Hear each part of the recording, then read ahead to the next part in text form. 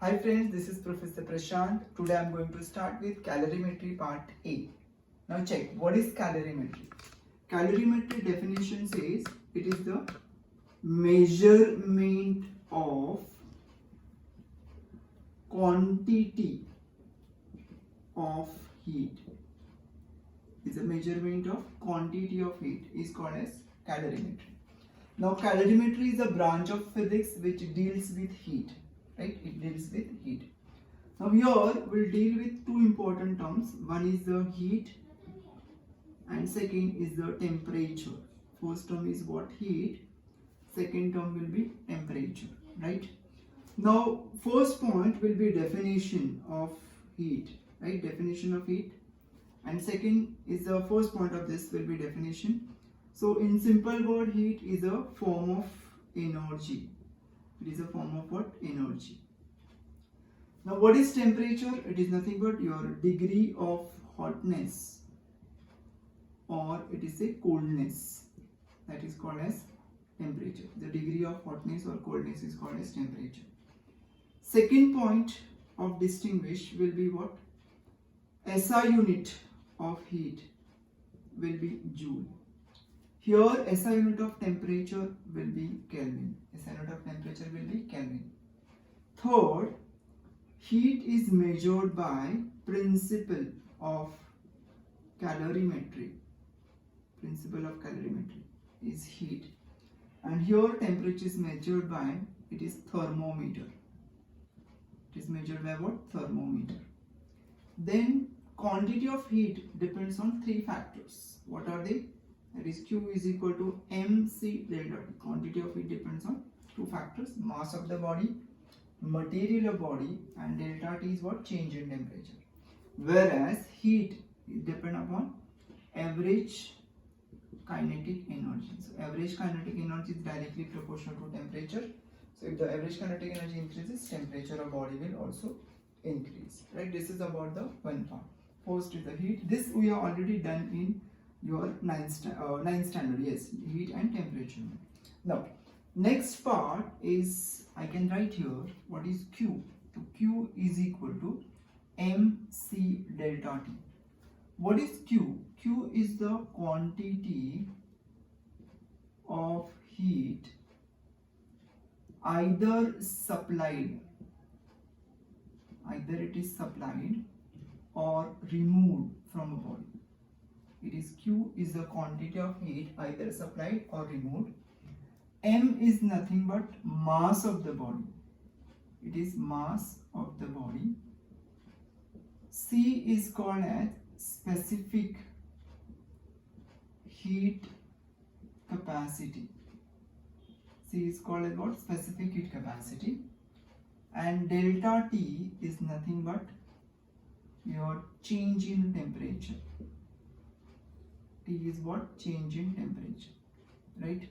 So quantity of heat depends on three factors. One is the mass of the body, second is material of body, and delta T will be change in temperature. I will just rearrange this term. That is C is equal to, this is Q upon M delta T. C is equal to Q upon M delta T.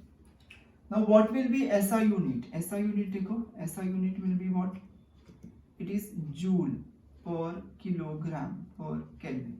So I will write this is joule per kilogram per Kelvin. Now how will you define specific heat capacity? So specific heat capacity is defined as, it is the quantity of heat required to raise the temperature of unit mass of substance by 1 degree or 1 Kelvin. It is the quantity of heat required to raise the temperature of unit mass of substance by 1 degree or 1 Kelvin. Now this specific heat capacity, C, is a characteristic property. It is the characteristic property of substance.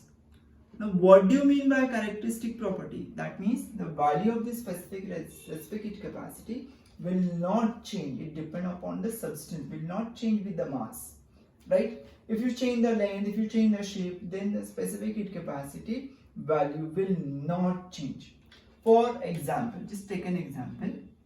C of water, specific heat capacity of water is given as 4200 joule per kilogram per Kelvin. Specific heat capacity of water is 4200 joule per kilogram per Kelvin. Now what do you mean by this statement? Now to increase the temperature of 1 kg of water by 1 degree or 1 Kelvin, I have to supply 4200 joule of heat energy. Or reverse case, if I want to decrease the temperature by 1 degree or 1 Kelvin, I have to remove 4200 joule of heat energy. That is CW. Same thing for sea ice. This is 2100 joule per kilogram per Kelvin. That means I have to supply 2100 joule of heat energy to increase the temperature of 1 kg of ice by 1 degree or 1 Kelvin. Same thing for steam. For steam, this value comes up to be 460 joule per kilogram per Kelvin, right? So water का ही three different forms है. You have solid, liquid and gas, but still the value of specific heat capacity is different since it is a characteristic property of substance. It is what? Characteristic property of substance, right? Now there is one more term similar to this, that is called as thermal capacity. Thermal, or also called as heat capacity. It is called as what? Heat capacity. Now thermal capacity or heat capacity denoted by letter C dash. Now what is C dash? So C dash is equal to M into C. How they are related? C dash is equal to what? M into C. M is mass and C is what? Specific heat capacity. Now since we have Q is equal to MC delta T. So instead of this MC, I am substituting this part as Q is equal to C dash delta T. Right? C dash delta T. So I can write here C dash is equal to Q upon delta T. It is what? Q upon delta T. Now, what will be SI unit for this? SI unit of C dash. It is joule per Kelvin. It is what? Joule per Kelvin. Now, what is this thermal capacity? How will you define? It is defined as the quantity of heat required to raise the temperature of substance by 1 degree or 1 Kelvin. It is for substance. This is for unit mass, right? Here it's for substance. Now, here we can say thermal capacity or heat capacity is not a characteristic property of substance. Means it will change with mass. Here it depends on mass. If the mass increases, thermal capacity of body will increase. Thermal capacity of body will increase, right? Now, this thermal capacity will vary from mass to mass. मतलब same substance, but if the mass is increased, उसका thermal capacity will also increase, right? Now just check with the next part. Next part will go with distinguish between thermal capacity and specific heat capacity. We'll go with the distinguish between thermal capacity and specific heat capacity. Now check. For that purpose, I will write here, first I am writing as specific heat capacity, right, which is C, and here there is a term thermal or heat capacity. Thermal or heat capacity C dash, right? Check. Now first point of distinguish will be your definition. First point of definition will be definition. The definition of both specific capacity, heat capacity. Second, we can write is SI unit. SI unit will be joule per kilogram per Kelvin. Here unit will be, it is joule per Kelvin. Third point, specific heat capacity is independent on mass of body, because it is a characteristic property. This depend on what? Mass. This depend on what? Formula for specific heat capacity is C is equal to, this is Q upon M delta T. Over here C dash is equal to Q upon delta T. Now just check here. Here there is a mass term in the formula, but it is independent of mass. Here there is no mass term in the formula, but it depends upon the mass. Right? This is about the specific heat capacity and heat capacity of the body. Right? Now check the next part. Next part is what? Ki how water is act as an effective coolant. How water will act as an effective coolant. Now water specific heat capacity of water is 4200 joule per kilogram per Kelvin. So I can use this water as first as an effective coolant. It is effective coolant, and second it can be act as a heat reservoir. It is heat reservoir, right?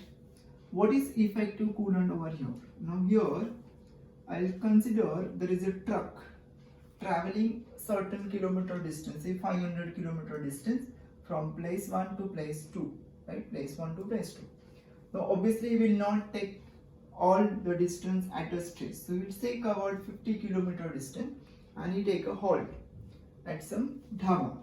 There what he will do, that person will open that bonnet of that truck, then he will fill that pipe with the water. That he will fill that water, these are called fins, and we will fill this part with water.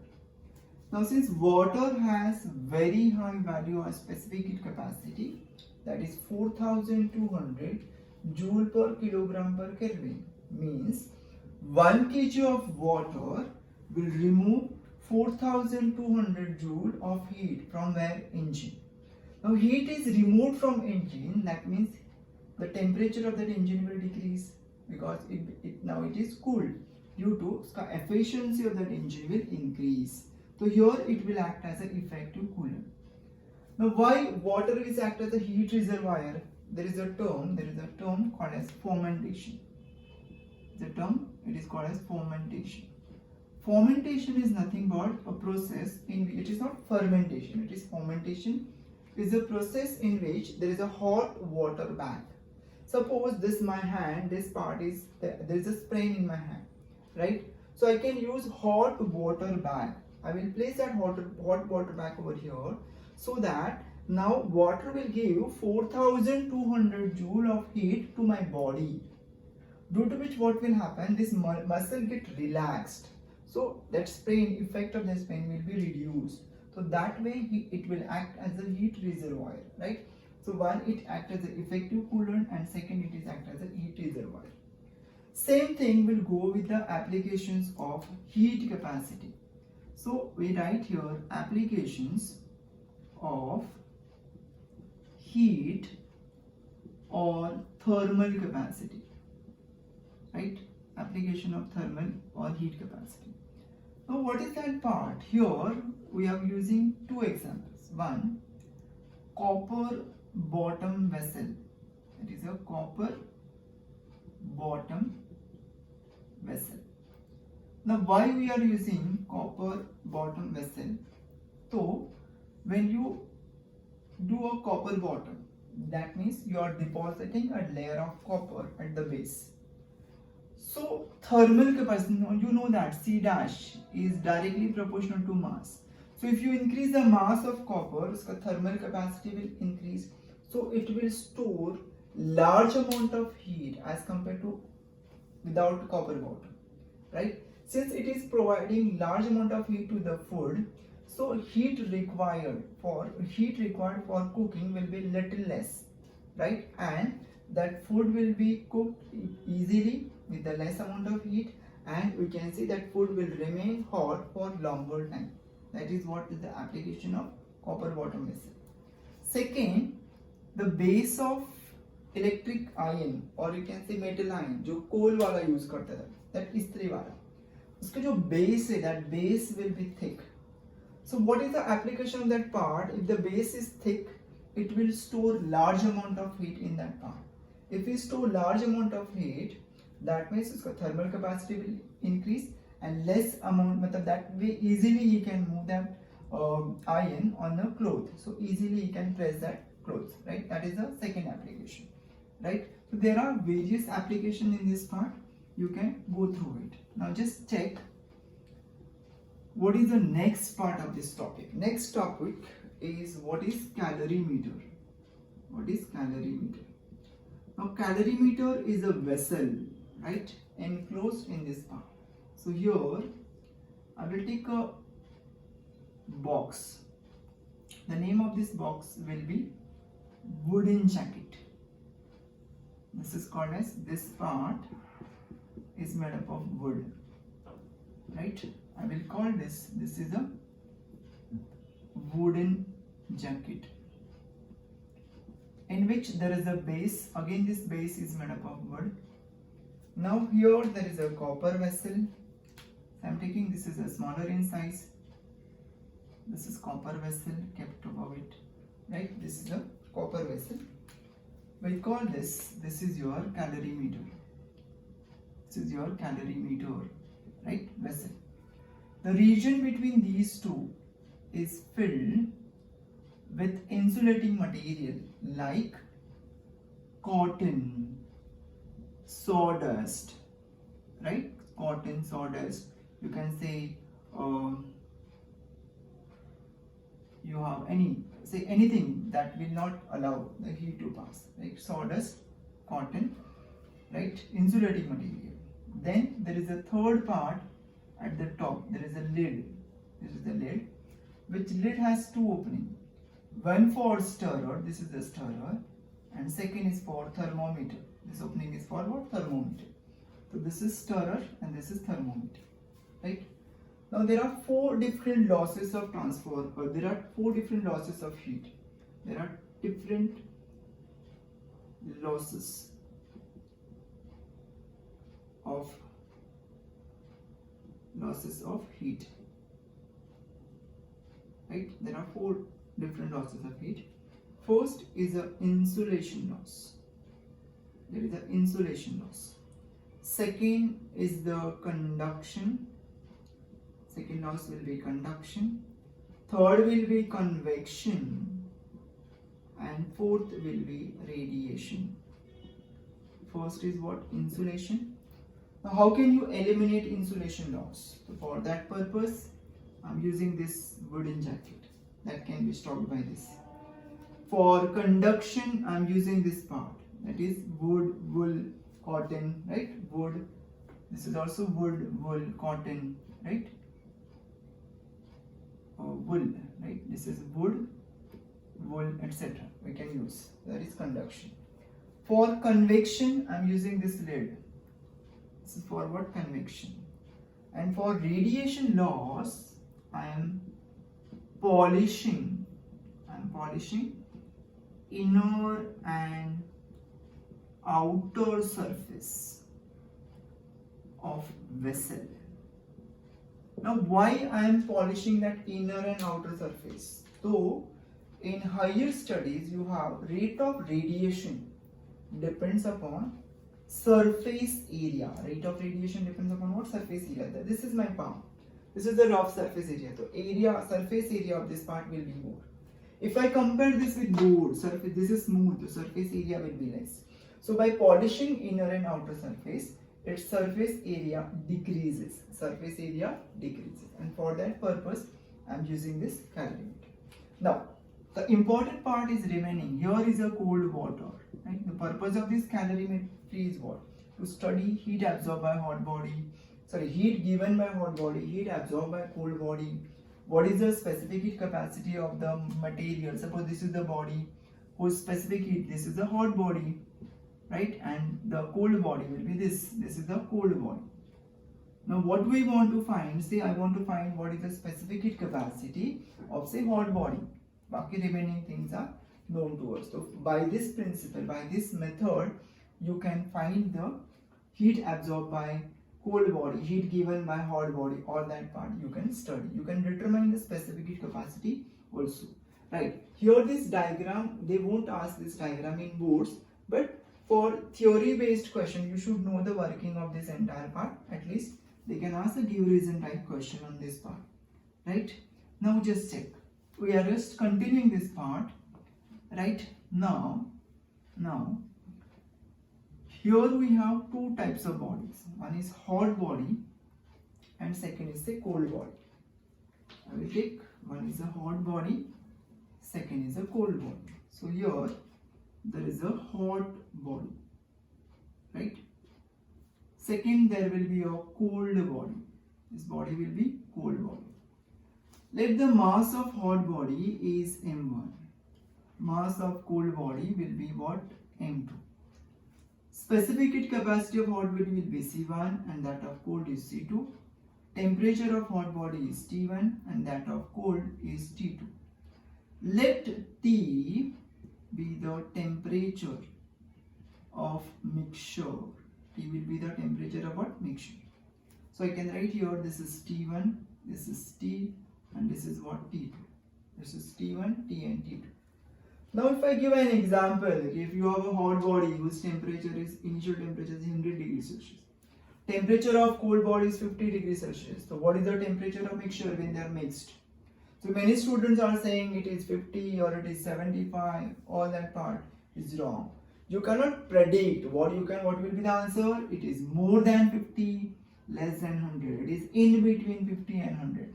Because you don't know what is the mass of hot body, material of hot body, mass of cold body and material of cold body. Therefore, it is difficult to predict, right? So for that purpose, I will write here, according to principle of calorimetry, which is also called as principle of method of mixture.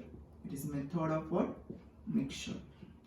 I can write heat lost by hot body is equal to heat gained by cold body. This is heat lost by hot body is equal to heat gained by cold body. Now this is nothing but your M1 C1 T1 minus T. This is M2 C2 T minus T2. So this is a one important part. Heat lost by hot body is equal to heat gained by cold body. Now how to remember when you lose heat by hot body, this is the change in temperature. When cold body absorbs, this is the change in temperature. The first case it is T1 minus T. Second it is T minus T2. That is the important part for us, right? Now there is one theory question around 17 or 16 question. This is everything is given. Now I want what is the temperature of mixture. What is the temperature of mixture? So I will do the same thing. Just copy this part. M1 C1 bracket में T1 minus T. This is M2 C2. It is T minus T2. Now just open this bracket. So what I will get? This is therefore M1 C1 T1 minus M1 C1 T is equal to M2 C2 T minus M2 C2 T2. Now next step I will take all T1 T2 term on one side T and other side T term. So I can write here therefore M1 C1 T1 plus M2 C2 T2 is equal to M1 C1 T plus M2 C2 T. I can take from right hand side T common, this is T common, M1 C1 plus M2 C2, right? T common. So I can write here therefore T is equal to, this is first part, M1 C1 T1 plus M2 C2 T2 upon what? M1 C1 plus M2 C2. So by this method you can determine the temperature of mixture when all the ice, when there is a hot body is mixed with the cold body, right? Now this is one part. Now there is one topic which I left. What is that part? What is power? Is nothing but work upon time. Work is a form of energy. So this is nothing but energy upon time also, right? Now therefore I can write P is equal to Q upon T because Q is a heat. So I can write here Q is equal to power into time. Q is equal to what? Power into time. Now since we have Q is equal to mc delta T, so I can write here power into time is mc delta T, right? Friend, that's it for this part. Now there are some theories based on specific heat capacity and thermal capacity that you can remember, you can refer from the textbook, right? Thank you for this video.